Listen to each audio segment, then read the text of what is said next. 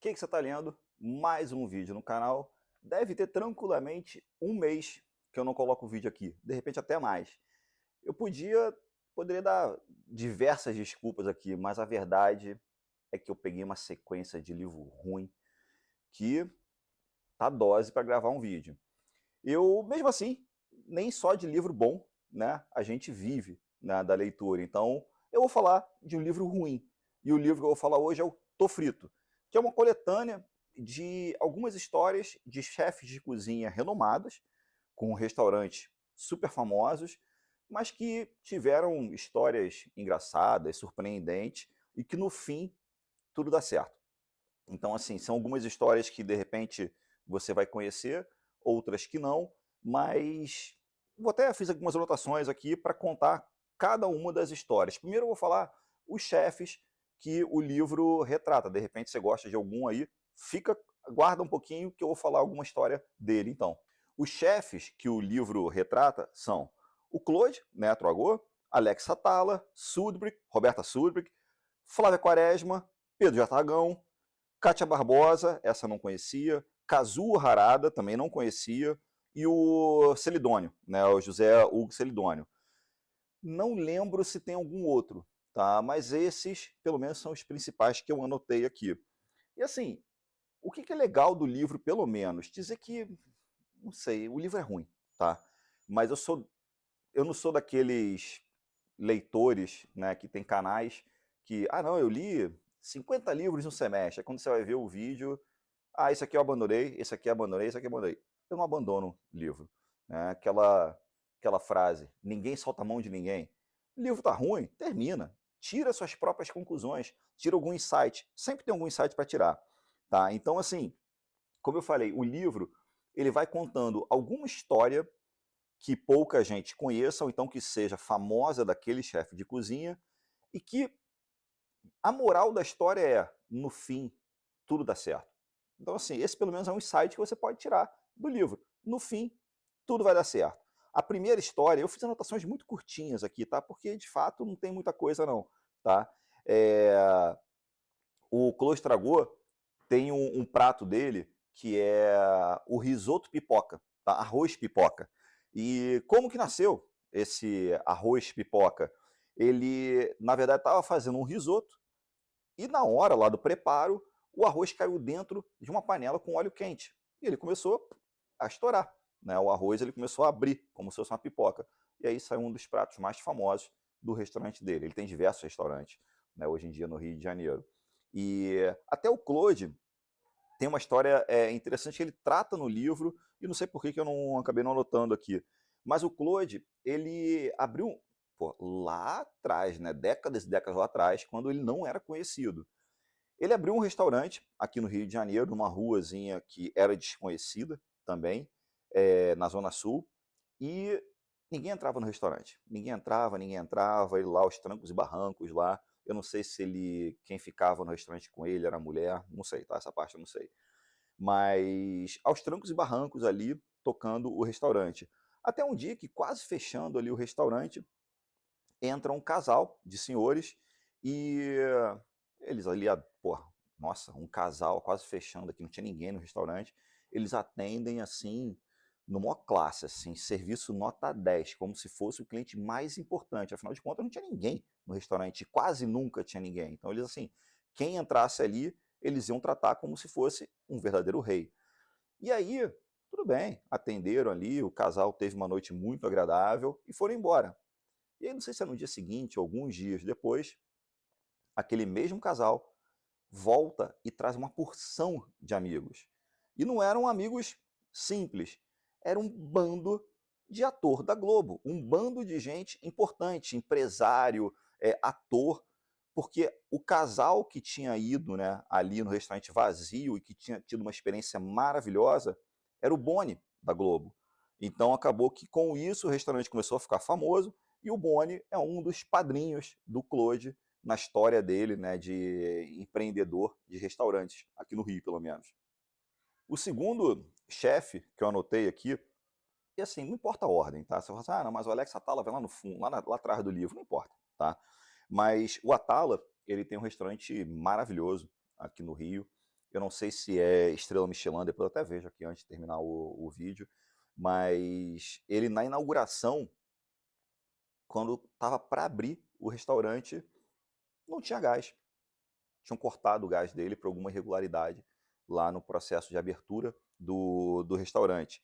E aí muita gente encerraria, né, cancelaria a inauguração e daria um bafafá, né? Ele não, ele resolveu daquilo dali tirar alguma coisa boa. Já que não tinha gás, o que ele fez?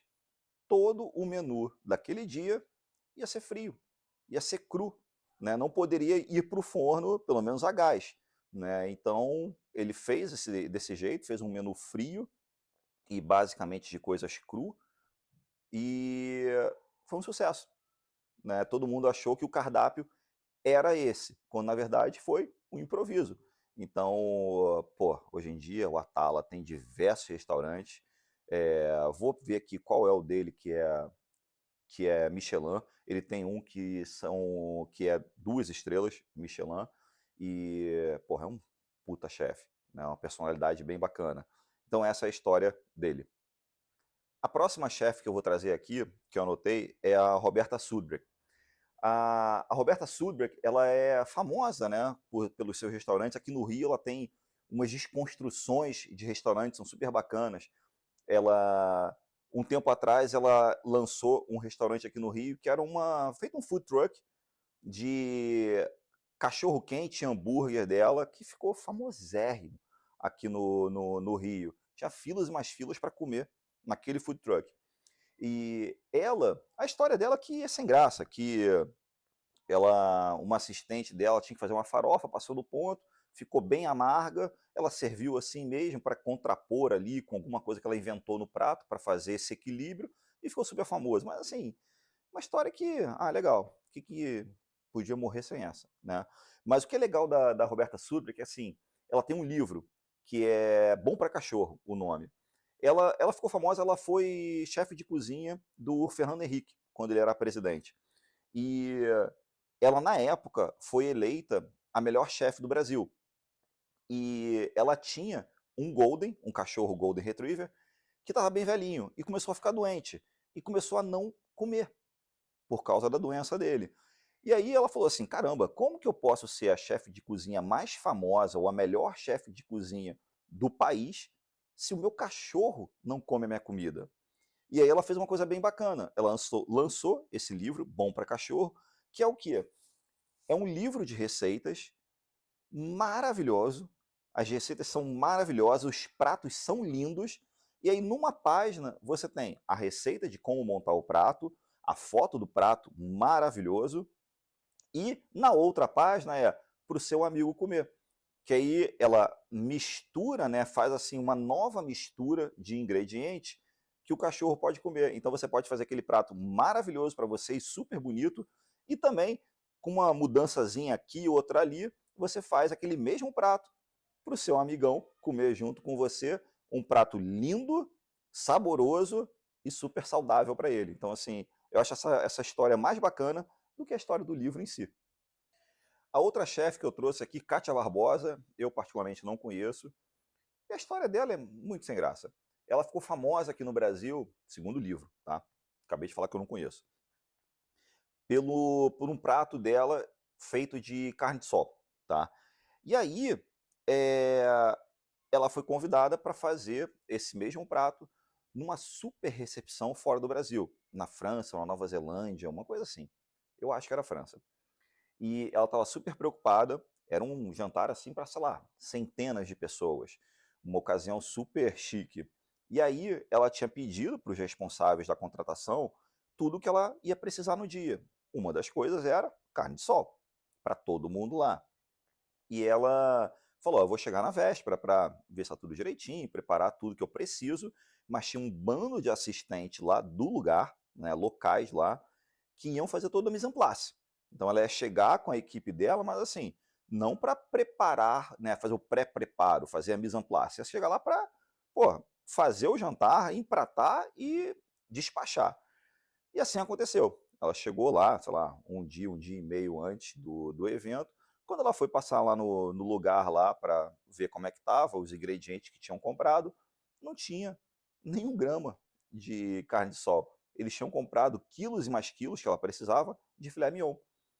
E assim, eles podiam estar pensando: poxa, essa carne não tem, mas vamos comprar uma carne muito melhor. E realmente, filé mignon é um corte maravilhoso, mas não tem nada a ver com carne de sol. E, então é melhor? Não, são coisas diferentes. O prato de carne de sol é um prato de carne de sol. Então, assim, ela teve que transformar o filé mignon numa espécie de carne de sol, salgando, desidratando e o caramba quatro. E aí serviu o prato lá, todo mundo gostou e ninguém percebeu a diferença, mas ela serviu como um carne de sol de filé mignon. Mas é uma história que, poxa, fazer um livro com isso, eu achei pouco. O próximo episódio que eu vou trazer, a próxima história que eu vou trazer aqui, é da Flávia Quaresma. É uma chefe que eu acho bem bacana. Ela é bem antiga. Ela foi durante muito tempo chefe do Gula Gula, que é um restaurante aqui do Rio, não sei se tem em outros lugares, que eu amo de paixão, que tem torta de limão, que eu adoro a torta de limão deles é bem legal, o bolo de coco deles é muito bom, salpicão deles é muito legal. Ele tem um livro, né, o restaurante tem um livro, super recomendo, com as receitas e é maravilhoso, o quiche deles é maravilhoso. E a Flávia, esse episódio foi legal.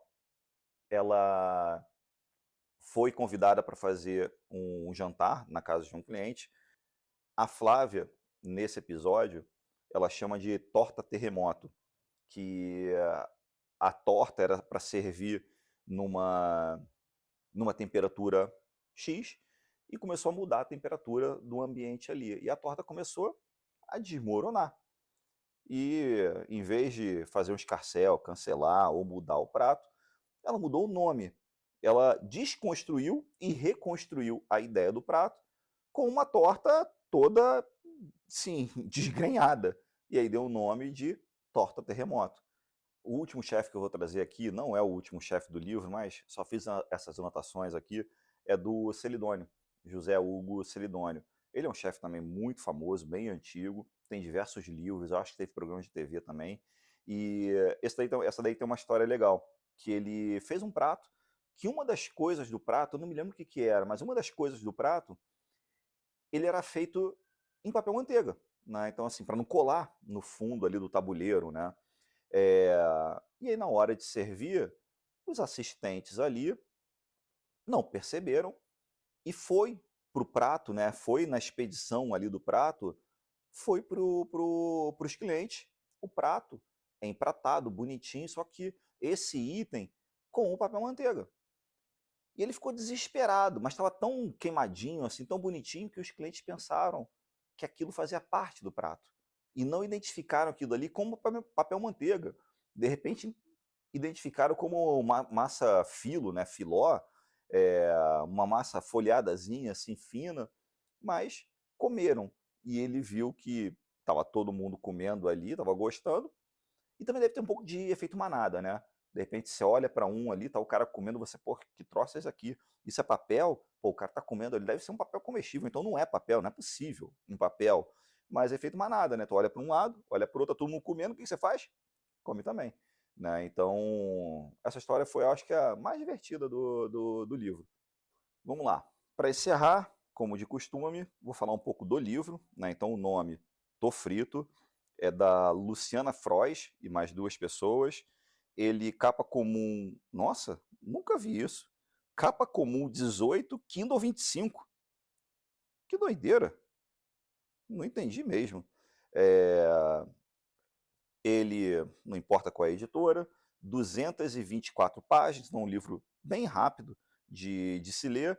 Ele é de 2017, então é um livro um pouquinho mais antigo aí. E vamos ver aqui como é que está a classificação dele. Como eu falei, 224 páginas. Nossa, ele está muito mal posicionado, não vou nem ler aqui, 136 mil, sei lá quanto. Ele tem poucas avaliações, 291 avaliações só, e 4,3 de 5 estrelas. 4,3 para a Amazon é um livro muito mal qualificado, ainda mais de 290 avaliações só. Então, deixou a desejar. Eu comprei esse livro porque eu adoro cozinha, e eu vi o nome dos chefes que mostrava ali, e eu conheço vários deles, então, assim, eu falei: "Caramba, deve ser muito legal o livro", mas o livro não é bom. É rápido, você vai ler em 1, 2 dias, mas vale a leitura? Só se você quiser ver as histórias do chefe, mas assim, não vale a pena, tá? É um livro que não vale a pena ler. Ah, foi o pior livro que eu já li? Lógico que não. Ele fica acima de fanfic, né? Mas todo livro é bom. Se você quiser pegar isso e trazer para si, caramba, eu fico reclamando que às vezes as coisas fogem do controle e eu meio que não sei como lidar, então você percebe ali que sempre dá para tirar daquela situação delicada uma forma de fazer aquilo dali dar certo, e às vezes dá mais certo do que a gente imaginou. Então, eu acho que esse pode ser um insight desse livro. E é isso. Mesmo que seja um livro ruim, lembre-se, não tem diferença nenhuma para quem não lê e uma pessoa que não sabe ler. Então, leia livro bom, livro ruim, livro de gastronomia, livro de poesia, romance, thriller, qualquer coisa, mas leia. Fui!